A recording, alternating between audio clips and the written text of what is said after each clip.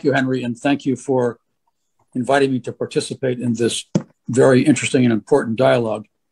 And I'm honored to be a member of this particular panel. We've already heard quite a bit of wisdom from my three colleagues, and I will try to make a modest contribution to that. So what I'd like to do is step back from the breathless statements of doom, which dominate much of the immediate commentary in the media, among politicians, and among so-called experts, or even the thoughtful observations of concern, which may be overly influenced by specific current actions by one party or the other.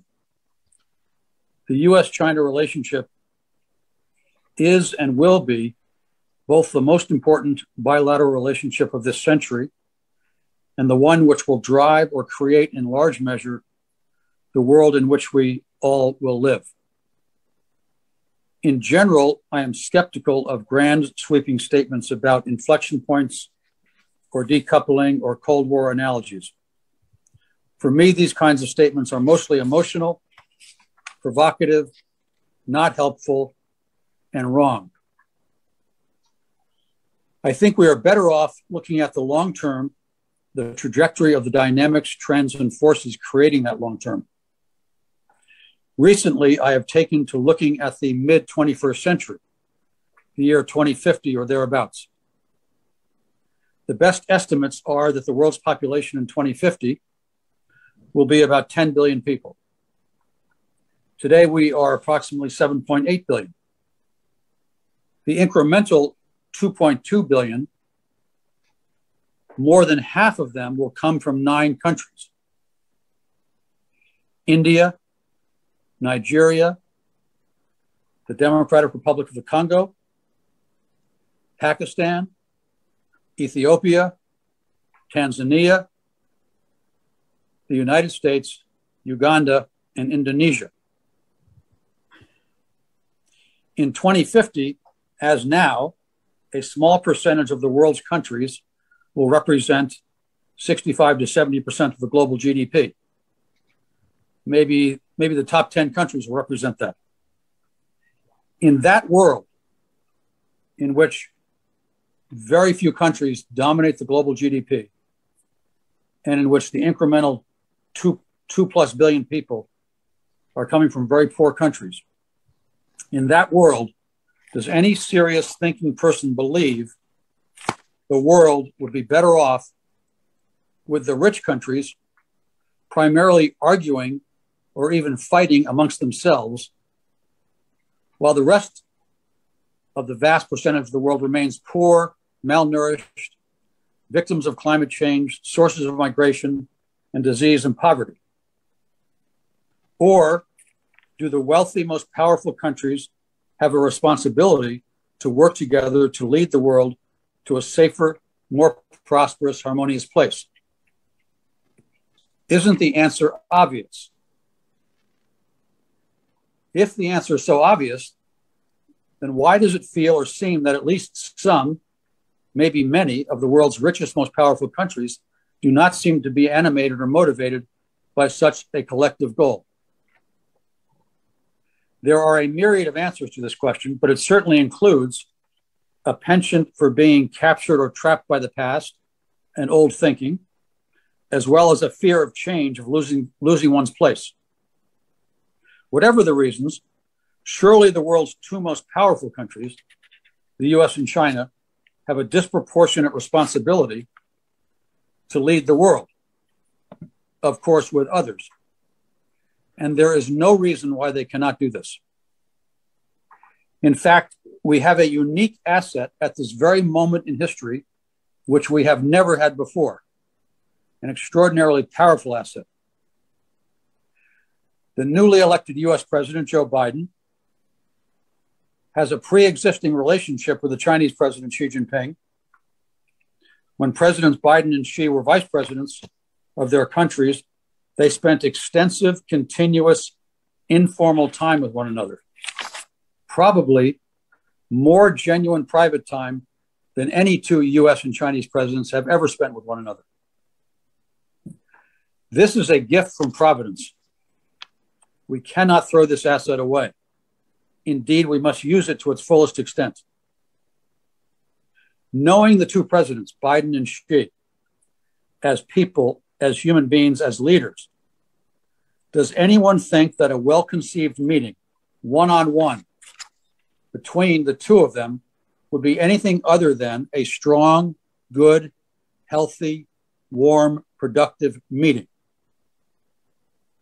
And knowing what we know about the two countries and their positions in the world, does anyone think such a good meeting would not be well received by the American and Chinese people or by people all over the world? Of course it would.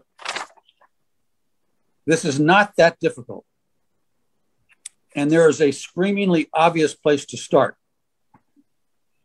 Climate change and the G20 meeting in Glasgow. The issue of climate is a global one. It is larger and more important than the US and China. The entire thinking world wants it to be solved or well managed. The two leading countries must lead on the solution or it will not be solved. Everyone knows this. Tellingly, the two presidents are following the only path, the only modus operandi that works in US-China relations. One might call this the Zhou Enlai Kissinger model, or more recently, the Liu He Lighthizer model. The only model that we know works is when the US and Chinese presidents appoint a very senior, serious, experienced, highly trusted individual, and together, the two presidents instruct the two people to get into a metaphysical room, truly work together, build a relationship of trust, and do not come out until they have solved the problem. The two presidents have done just that with the appointments of John Kerry and Xi Jinping.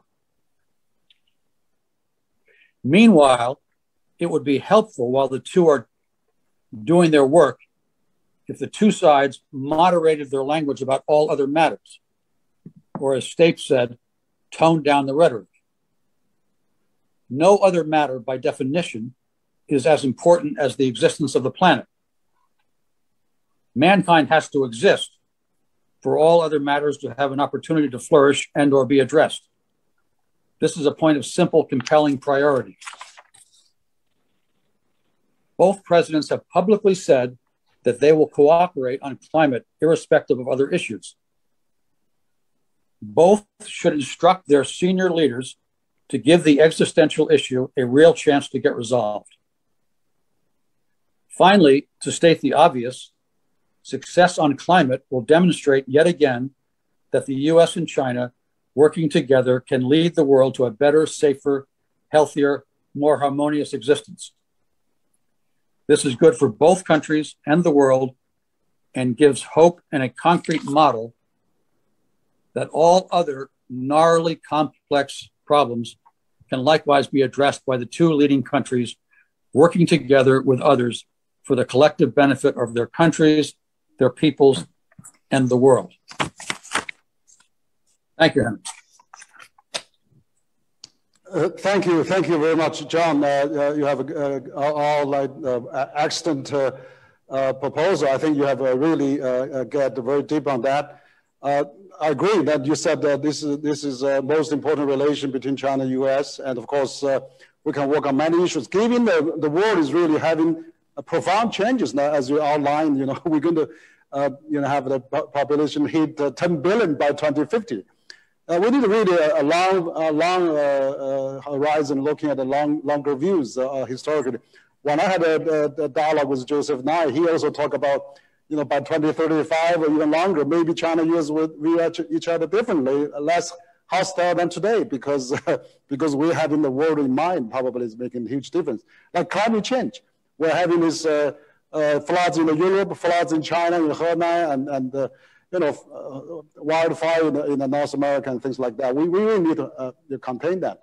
And I think the brilliant idea you talk about, since President Biden, President Xi has such a great personal rapport, they really should appoint probably special envoy, and like we solving this dialogue, as you call it, the Kissinger-Zhou Enlai model. I think that is a great model, or Lighthizer-Liu He model. So I agree. That's really great.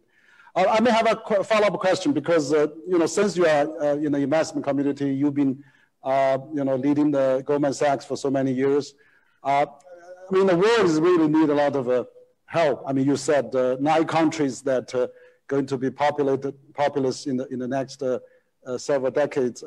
So the infrastructure seems to be the lacking in many other developing countries. As a matter of fact, at today's CCG annual conference, former Vice Minister Chen Jian of the Commerce, he looked after China outbound investment for many years. He actually said, what has been proposed at the G7 about this B3W could be maybe looked at together with China's BRI and other EU investment plan.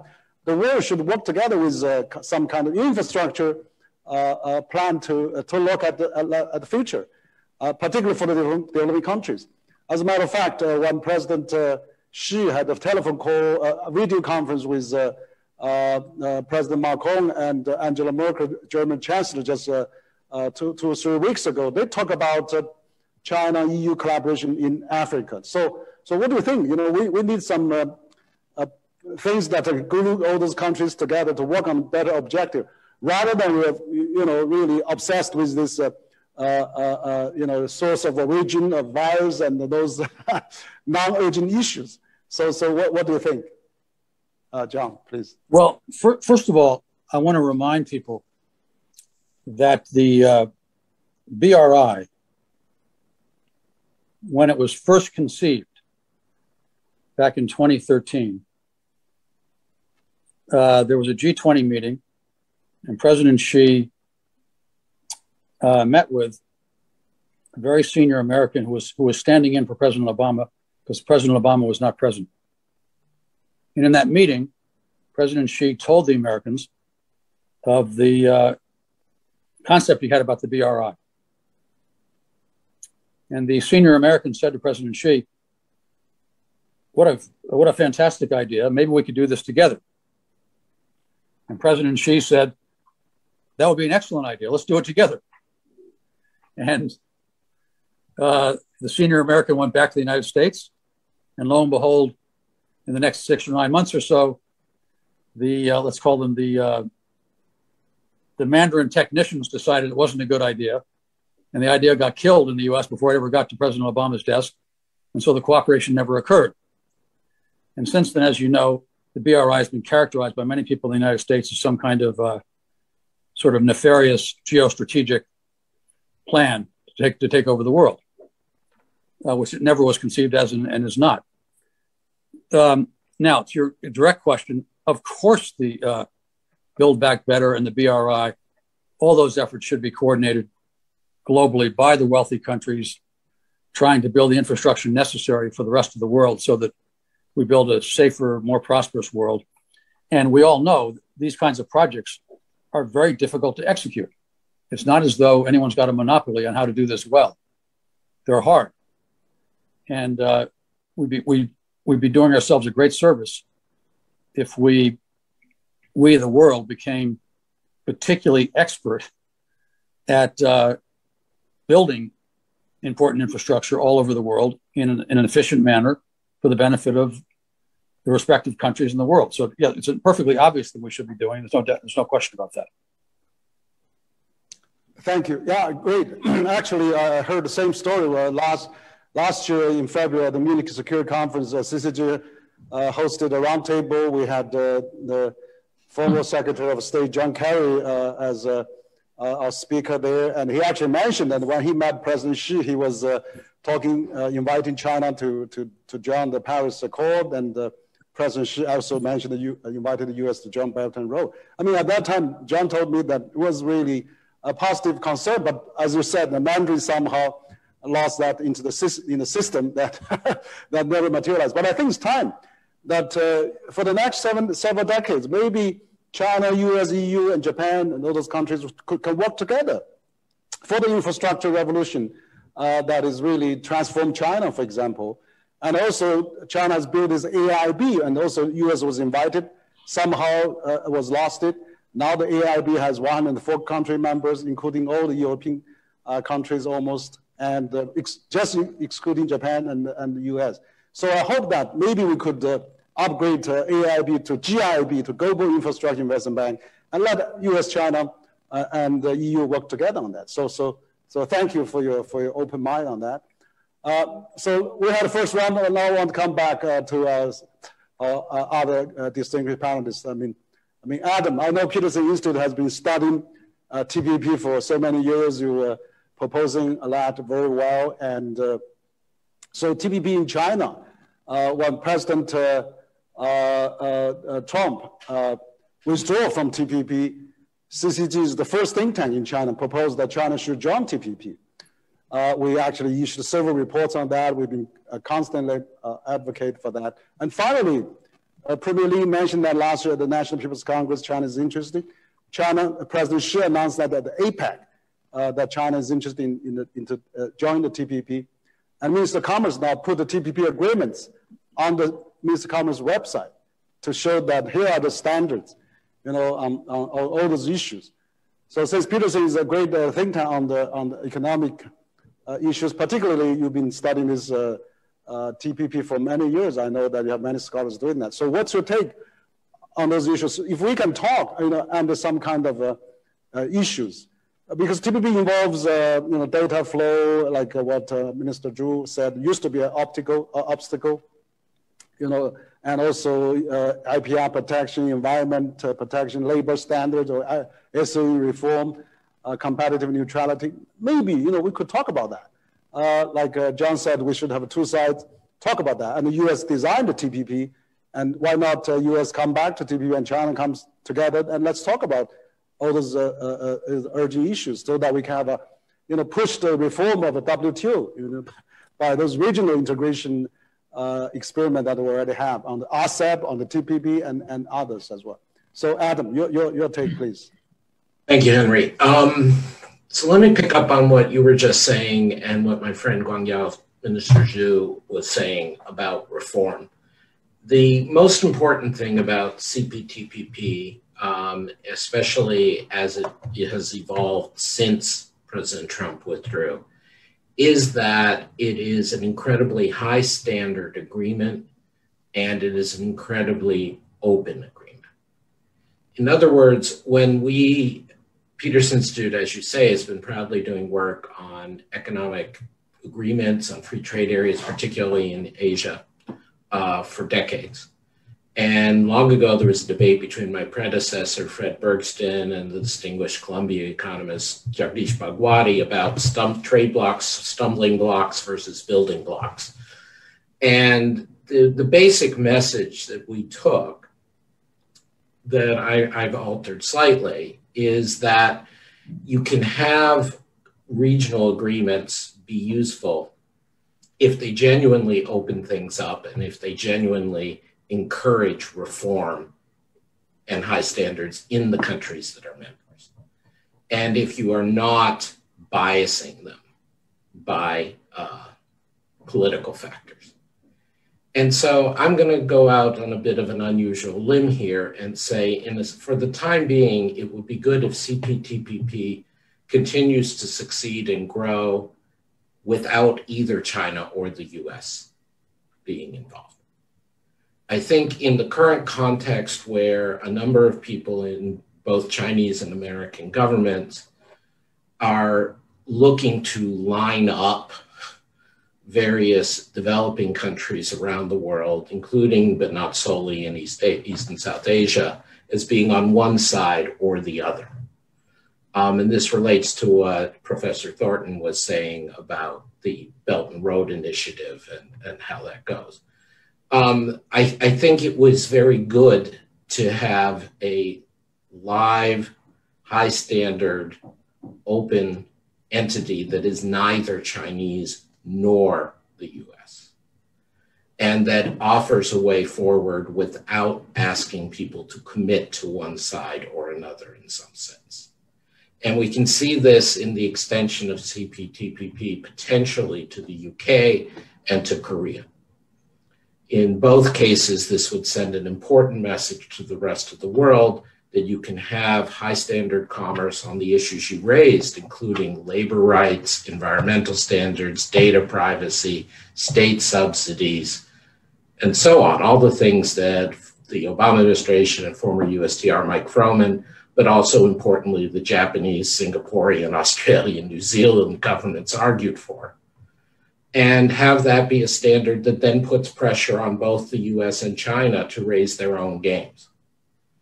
And this, I think, it goes with something I wrote, it's almost a year ago now, where I encouraged the Australians and the Japanese to pursue what I call principled plurilateralism. That is, that they should be willing to engage in these plurilateral deals, but they have to be based on quality and standards. And I think this will disappoint some people in both Beijing and Washington, particularly in Washington, where the arguments for CPTPP initially and the claims to bring it back to Washington are all about aligning the trading system against China, or having a bloc that puts pressure on China, but pressure on China by exclusion. I also think that it's preferable to go this route by having a independent, strong CPTPP that's not dominated by China or US, because frankly, we know that once trade agreements are made, you have issues of enforcement. And China and the US would probably make as conditions of their accession changes to the TPP or changes to enforcement. It will not be entirely reliable. We've seen this in the way the US has repeatedly renegotiated USMCA and Korea-US trade agreement. We've seen this in other ways in China's deals. And whereas if we keep it open to everyone but China and the US without saying so, CPTPP is big enough that anybody who accedes, including say Korea or the UK, would have to accede, would have to be an accession country. Now, my friend Wang Huiyao mentions the importance of multilateral institutions, and obviously the WTO is lurking in the background here. I think there are completely ways of keeping this compatible with the WTO, but the kind of plurilateral deals of the willing are necessary to keep moving reform forward. We cannot have India and Brazil, blocking all progress on trade. The final point, sorry, I should put in one footnote and one final point. Thank you for your indulgence. The footnote is, this is my own view. We are a center of work on CPTPP and on trade integration in Asia. My colleague Jeff Schott recently wrote telling Japan that they need to get the US back into CPTPP. So this is not a Peterson Institute position. This is my own. Close footnote. The final point I would make is, in light of Wang Huiyao's rightly raising and State and everybody rightly raising that the pandemic response is far more important than the other things that we talked about. And I chose not to talk about that because, Henry, I was trying to be responsive directly to your question. And I don't want to give the impression I've changed my mind since Mr. Zhu and I spoke a year and a half ago. This is still the critical thing. But what that means is, as seen in the latest IMF release, which came out, I think, overnight, that the world is incredibly divided, with the poor countries being excluded from vaccine distribution and likely to have very long-lasting suffering economically and socially. As you said, I think, or it was you or John said rightly, this isn't just about public health. This has implications that are much more long-lasting. I think a China and or US included CPTPP would reinforce the message that the rich countries or the countries already integrated can get on with their business and ignore what happens in the rest of the world. And that message is already coming through much too strongly on the vaccination and aid front. And so at this time, I would much rather see China and the US put their efforts into being helpful there than into CPTPP. I want Japan, Australia, Singapore, Canada, all the members of CPTPP to move forward, but not China, US. Good. So which I think you mean that let CPP run for a while. Let us really experiment out that. But what about the WTO? I mean that the minister meeting of WTO is coming up this year, and we have already the new DJ being approved by the US as running office already quite a few months. So what do you think of the prospect of a WTO reform? We have those multilateral meetings on digital economy, on trade liberation and the facilitations and investment facilitation as well. And so what about that? It seems that now quickly G7, US and OECD proposed this corporate minimum tax internationally. China joined that, 130 countries agree with that. So anything we can really, talk on each other and agree on, and G20 can really, turn efforts to fighting pandemic, also addressing those economic issues.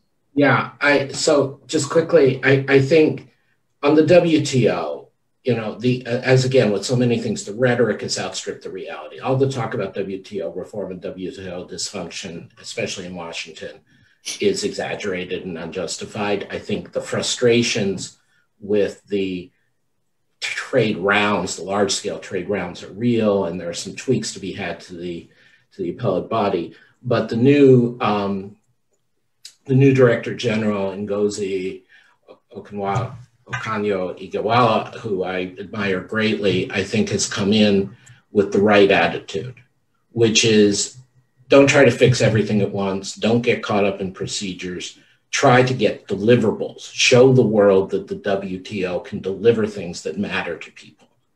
And so she is rightly focusing on trade issues having to deal with the pandemic, with fisheries, with direct, limited appellate body reforms.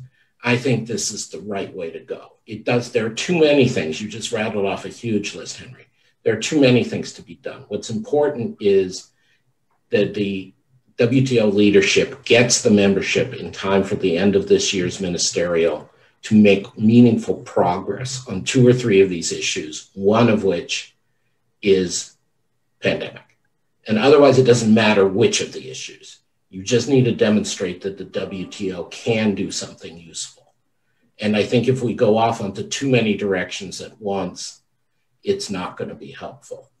Mm-hmm. I'm sorry, you'd raised a second point. I'm happy to yield my time to others, but you had raised a second point. I'm sorry. What was the minimum corporate tax? Minimum corporate tax. Yeah, no, it was a wonderful thing to see China as well as other major economies agree on this. I think it is critically important for the legitimacy of taxation in all societies, as well as providing revenues on a stable basis for all societies, that we get the international corporations, notably but not solely the US digital giants, under this regime and not having base erosion and profit shifting. And again, Minister Zhu was involved in the first rounds of those discussions, and I praise him, and I praise Secretary Yellen for leading this.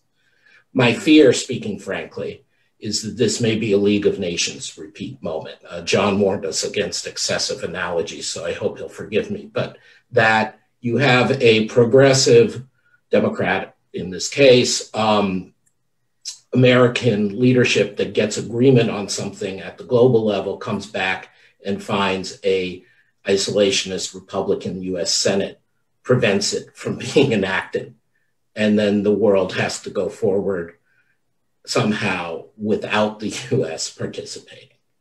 And this, I think, could be disastrous if the US Congress does not take up what the US Treasury Secretary rightly negotiated on behalf of the US and the world.